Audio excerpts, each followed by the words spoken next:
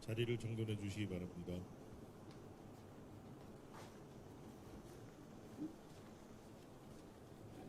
지금 국무총리께서 입장하고 계십니다.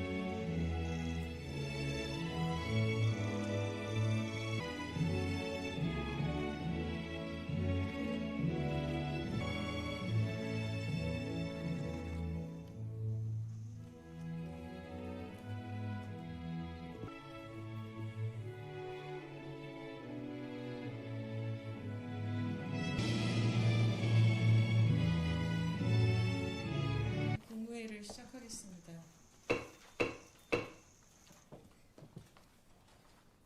오늘 통해서 빅테크 기업과 벤처 캐피탈과의 파트너십을 굳건히 하면서 실행력을 한층 높였습니다. 또한 9,500억 불 규모의 반도체 분야 협력과 5기가와트 규모에서 강조하신 것처럼 대한민국은 전 세계와의 AI 협력 네트워크를 구축해 글로벌망의 핵심 국가로 도약해 나갈 것입니다. 국가의 긴밀한 협력을 통해서 핵심 광물과 에너지 등 필수와 산업부 등 관계부처는 순방의 성과가 국민과 기업이 체감하는 변화로 빠르게 연결될 수 있도록 대통령님 순방 기간 동안 안전관리 등 국정운영에 한치의 소홀함도 없도록 임해 주시기를 바랍니다. 지난 7월 23일 수출과 내수가 함께 성장에 기여하였고 중소기업 수출도 증가해서 더 의미가 있는 성과라고 생각합니다. 미국의 새로운 관세 조치와 청년 고용 악화 등 대내외적 여건이 녹록치 않은 상황입니다. 학교 최고가 격제와 유류세 인하 등 민생 대책을 챙기신 만큼 내각도 잠시 안전과 경제 성장에 최선을 다해야 합니다. 이후에 전년 동월 대비 7개월 연속 줄어드는 추세를 이어가고 있습니다.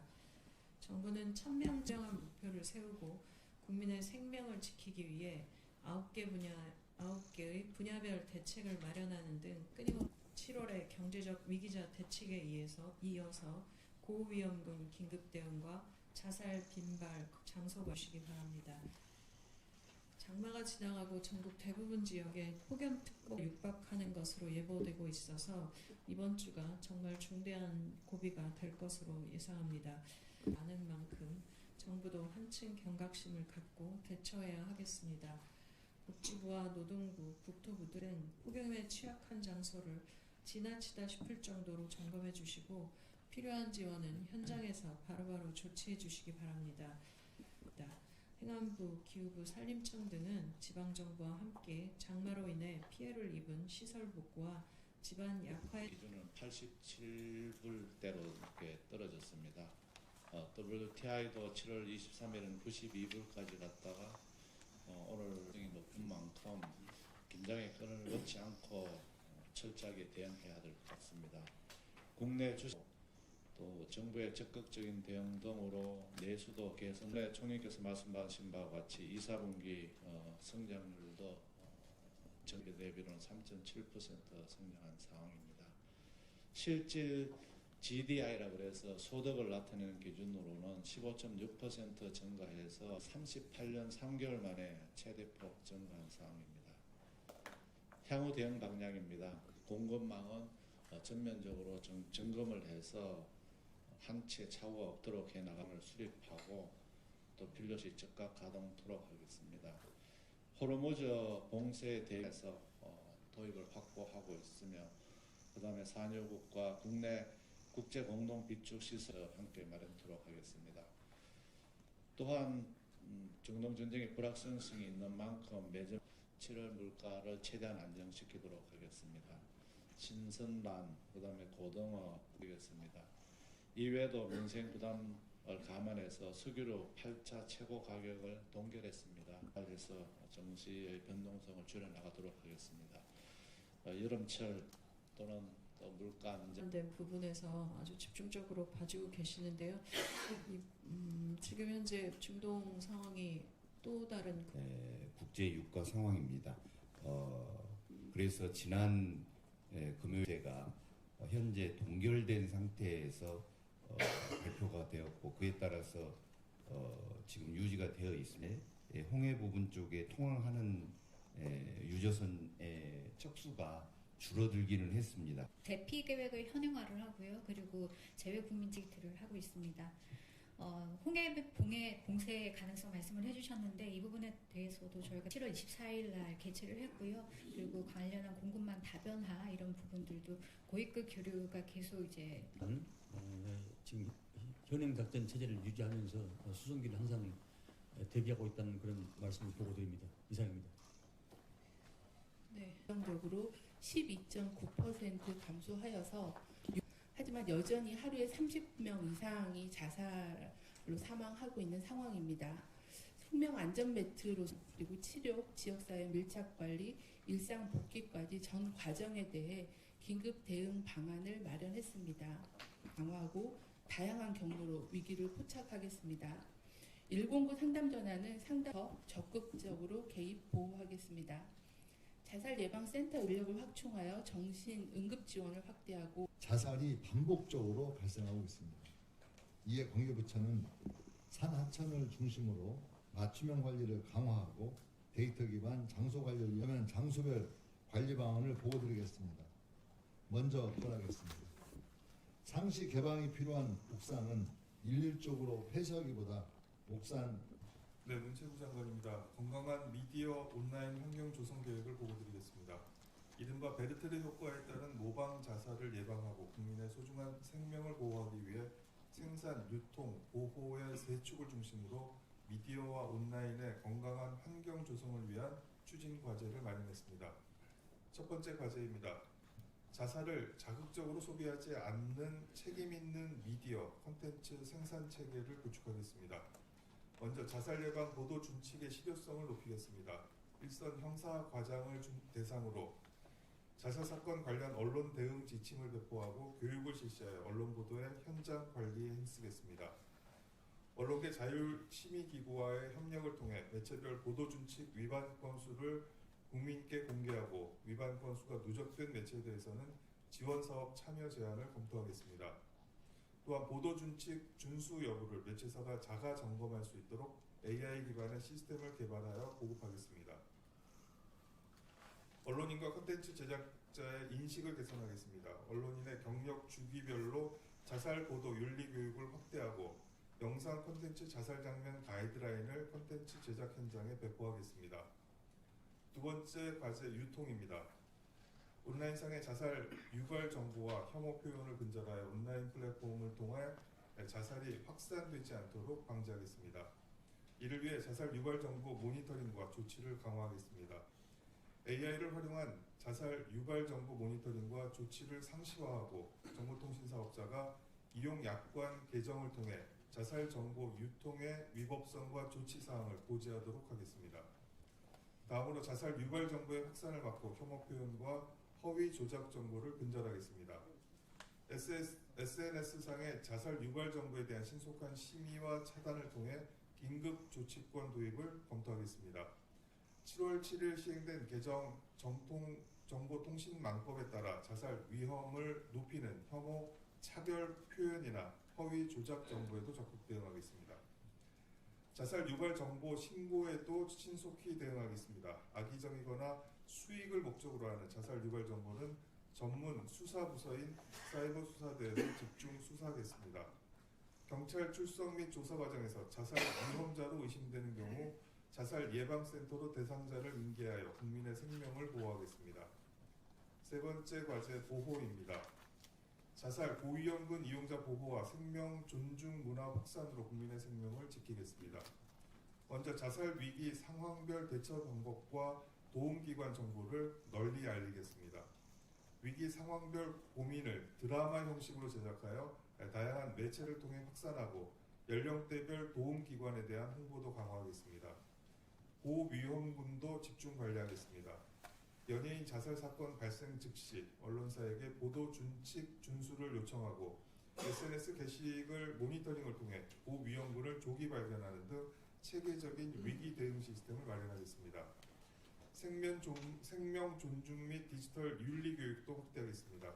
청소년 대상 미디어 교육 과정에 자살 예방 교육을 연계하여 SNS 의존도가 높은 청소년들의 분별력을 높이겠습니다. 전 국민을 대상으로 온라인상 자살 유발 정보의 위험성, 불법 유통에 따른 법적 책임에 대한 디지털 윤리 교육도 실시하겠습니다. 마지막으로 생명 존중 문화를 조성하고 공감과 회복의 메시지를 확산하겠습니다.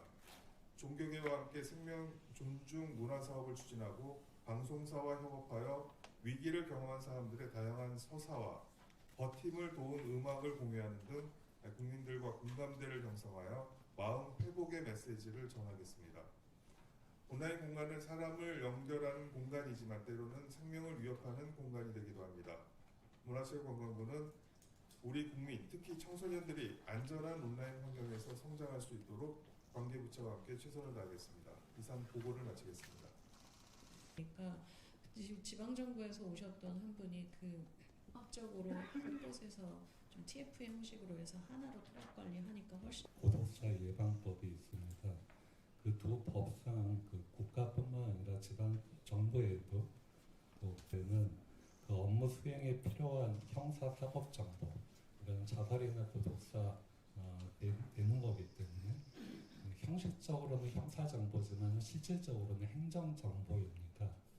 그래서 지금 의견들이 있고 또 저희가 지방정부가 자살 예방에 굉장히 중요한 역할, 자살 예방관을 두도록 되어 있고 또 본청을 자살 담당하는 조직을 두도록 그렇게 조직을 만들고 있는 그 역할을 제대로 하기 위해서는 정보에 대한 제공의 확대가 필요하다고 생각합니다.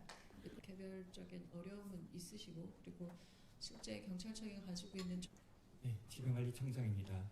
항생제 사용 저감 및 내성 감소를 위한 제3차 국가 항생제 내성 관리 대책 핵심 과제 추진 계획에 대해 보고드리겠습니다.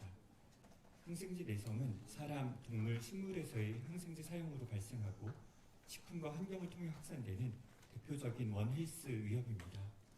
항생제는 감염병 치료뿐만 아니라 수술, 항암 치료, 장기 이식 등 필수 의료를 지탱하는 핵심적인 공공재입니다. 그러나 최근 항생제 무분별한 사용으로 내성이 빠르게 증가하고 있습니다. 대표적인 고위험 내성 세균인 CRE는 매년 발생이 빠르게 증가하여 25년 한 해에만 약 5만 명이 발생했으며 약 1천 명이 혈류 감염으로 사망했습니다. 우리나라는 인체 항생제 사용량이 OECD 2위이고 축수산 분야 항생제 사용도 매우 높은 수준입니다. 지난 10년간 제1차, 2차 국가 대책을 추진했지만 항생제 사용량과 내성률은 오히려 악화되고 있고 고위험 내성균 발생은 빠르게 증가하고 있습니다. 이에 질병관리청은 4대 영역별 핵심 과제를 추진하여 2030년까지 모든 분야에서 항생제 사용과 내성을 실질적으로 낮추고자 합니다. 다음 이쪽 4대 영역별 핵심 과제를 말씀드리겠습니다. 첫째, 적정 사용과 사용 감축입니다. 병원급 이상 의료기관의 항생제 적정 사용 관리 체계 도입을 단계적으로 확대하고 소아 및 외래 진료 분야에서 불필요한 처방을 줄여가겠습니다. 농축 수산 분야에서도 항생제 처방과 판매 관리를 강화하고 예방적, 집단적 사용을 줄이겠습니다. 둘째, 국가 항생제 내성 통합 감시 체계 구축입니다. 인체에서 동식물, 식품, 환경까지 분야별 감시 체계를 완성하고 연계하여 내성 발생 위험 요인을 조기에 파악하고 신속 차단하겠습니다. 셋째, 발생 예방과 전파 차단입니다. 요양병원의 고위험 내성균 감소 전략을 확대하고 대응 역량을 강화하겠습니다. 축수산 분야에서는 사육환경 개선 등 예방 중심 생산 관리를 통해 국민의 안전 먹거리를 확보하겠습니다. 넷째, 책임 실행과 사회적 행동 변화입니다. 고위급 거버넌스를 중심으로 성과를 주기적으로 점검 관리하고 의료인, 수의사, 농축수산업 종사자 등 대상별 맞춤형 교육과 대국민 홍보를 통해 항생제 적정 사용 문화를 확산하겠습니다. 이번 대책은 실행과 성과에 초점을 맞추어야 합니다. 의료와 산업 현장이 건강하게 변화될 수 있도록 인식 개선 등 핵심 과제 추진을 위한 기반과 예산 확보 등 이행 여건을 적기에 마련하여 지원하는 것이 중요합니다. 이에 관련 부처의 적극적인 협조를 부탁드립니다. 지금 대응하지 않으면 국민의 생명과 건강은 물론 사회적 비용도 더욱 커질 것입니다. 특히 우리나라는 초고령 사회로 감염 취약계층이 빠르게 증가하고 있어 항생제 내성으로 인한 사망과 의료비 부담은 앞으로 더 큰 위협으로 다가올 것입니다. 항생제 내성은 예방 가능한 위기인 만큼 항생제 사용 저감과 내성 감소라는 공동 목표 달성 위해 각 부처 수관과제 추진에 협조를 부탁드립니다. 감사합니다. 가 같이 공동 계획을 수립하고 이행을 하고 있습니다. 또 감염병 예방법 개정을 통해서 작년에 감염병을 통합 협의기구라는 것도 마련되어서 12개 부처가 논의하는 구조가 있습니다. 네, 항생제 내성 부분에 있어서는 이행 점검이 굉장히 좀 중요합니다. 그래서 고위급 수준에서 이행 점검 체계를 갖추고 그런 부분들을 실질적으로 또 이렇게 수행하는 것이 제일 중요하다고 생각하고 있습니다. 네, 혹시 다 치료했는데도 쓸 수 있는 항생제가 없어서 사망하는 인구가 전 세계적으로 100명. 지금 이제 뭐 아까 발표됐던 자살 같은 경우는 저희가 목표를 정하고 있잖아요. 하는 부분들은 뭐 직간접적인 측정 방법 여러 가지가 있을 텐데 가장 공인된 국제적인 전문기관인 IHM이라는 기관에서 우리나라 21년 항생제 내성 관련 사망을 22,000명으로 분석한 바 있습니다. 21년도에 우리나라의 사망 통계가 31만 7,000명 정도 되니까 14명 중에 1명 정도의 사망이 항생제 내성과 직간접적으로 연관되어 있습니다. 이런 부분의 결과 지표를 사망 같은 결과 지표를 줄이는 것도 물론 중요하지만 과정 지표를 우선적으로 해줘야 됩니다. 그래서 이번 국가계획에는 전 부분에서 항생제 사용을 10% 줄이고 또 항생제 내성률을 30년까지 10% 줄이는 이런 계획을 수립하고 또 그런 노력들을 하고 있습니다. 네, 알겠습니다. 더불어서 한 가지만 더 말씀드리면 국민의 인식 개선이 물론 이제 전문가 종사자 같은 분들의 공급자들의 인식 개선도 중요하지만 서비스를 받는 국민들의 인식 개선도 매우 중요한데 우리 청에서 저희 청에서 매년 인식 조사를 해보면 항생제가 세균 감염병에 치료하는 약이지 이런 심한 감기나 심한 열병 때 쓰는 약이 아니라는 정확한 인지를 갖고 있는 국민이 4명 중 1명밖에 되지 않습니다. 그리고 항생제 내성이라는 이슈가 우리나라의 또 국제적인 건강과 관련된 보건 위협이라는 인식을 갖고 있는 비율도 60%가 채 되지 않습니다. 그래서 인식 개선을 위한 여러 가지 교육 홍보 캠페인에 대한 역량을 좀 집중적으로 투입할 필요가 있다고 판단하고 있습니다. 이게 실효성이 있겠습니까, 진짜? 그래서 좀 하려면 이게 현장에서 이런 뭐가 좀 확실한 걸 해야 되지. 맨날 무슨 1차, 2차, 3차, 4차, 5차까지 가고 계속 항생제 적정 사용 관리라는 그런 사업을 24년 11월부터 종합병원급 이상 의료기관에서 진행 중입니다. 현재 90개소가 참여하고 있는데요. 사업기간 14개월을 전후 분석했을 때 약 4.3% 정도의 사업 의뢰에 항생제 처방 저감이 확인되고 있습니다. 국가적으로 이런 실행 계획들을 구체적으로 수립하고 또 그런 이행을 하기 위한 재정, 여긴 건강보험이 투입되고 있는데요. 그런 부분들이 효과를 확인하고 있는 단계이고 부총리님 말씀하신 것처럼 더 실효성 있는 정책과 사업이 될 수 있도록 저희 청에서도 계속 고민하고 노력하겠습니다. 가축이나 반려동물에서 사용하는 것, 또 수산생물, 그러니까 양식기관에서도 이게 적정 사용할 수 있게끔 잘 관리하지만 이런 의료 이외 관리가 상당히 중요하다고 생각합니다. 우리 부에서 그동안 나름으로는 2013년부터 수의사 처방하에 그 약을 쓸 수 있도록 이런 제도도 도입하고 했는데 농가에서는 이제 생산성 높이려고 하다 보면은 말하자면 좀 과다하게 그렇게 투입을 할 수가 있다라고 봅니다. 그래서 그런 부분에 있어서 저희들이 지금 우리 질병청에서 잘 모아서 정리를 지금 하였는데요. 지금 제일 중요한 거는 축산 같은 경우에는 사육 환경 개선이 제일 먼저라고 생각합니다. 그래서 사육 환경 개선에 대한 제가 여러 차례 우리 정부 내 회의할 때도 말씀을 드렸는데 대표적으로 이제 산란계 KC 관련된 이 환경 개선 분야가 빨리 시급히 우리 지금 정한대로 개선될 수 있도록 하겠다라는 것이고요. 그 밖에도 항생제를 처방전을 반드시 받아야만 하도록 예외 없이 의무화시키겠다라는 게 저희 이제 큰 계획입니다. 그리고 예방적이고 집단 투여하는 것, 그러니까 필요치 않은데 이렇게 좀 집단 투여하는 것을 제한을 하겠다라는 것인데요. 그리고 농산물 같은 경우에도 농약이 있습니다. 여기도 항생제가 포함이 되는데 이 농약의 이력이나 판매 관리 이것도 강화를 하겠다 해서 사용을 최적화하겠다라는 게 저희 계획인데 아까 질병청장님도 말씀하셨지만 여기에 가장 중요한 것은 이것을 사용하는 농가 단위에서 이 인식 개선이 사실 뒷받침돼야 하고 그 농가들한테 그걸 확신시켜 주려면 말하자면 이렇게 해도 생산성에 문제가 없다라는 것들이 충분히 증명이 돼야 하는 거라서 그 부분에 대해서도 우리 부처에서 최대한 농가들과 같이 그리고 지방정부와 함께 홍보도 하고 교육도 하고 이렇게 하겠다라는 말씀 드리겠습니다. 네, 그러시죠. 지금 저희가 현장 살펴보니까 친환경 축산물 인증 그리고 친환경 수산물 인증 이걸 좀 활성화해보는 방법을 고민하는 게 좋겠다 이런 의견이 나왔습니다.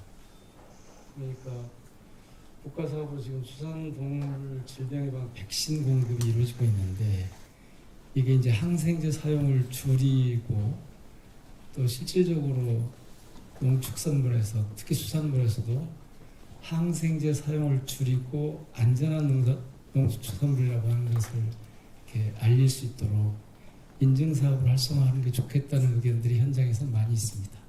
네.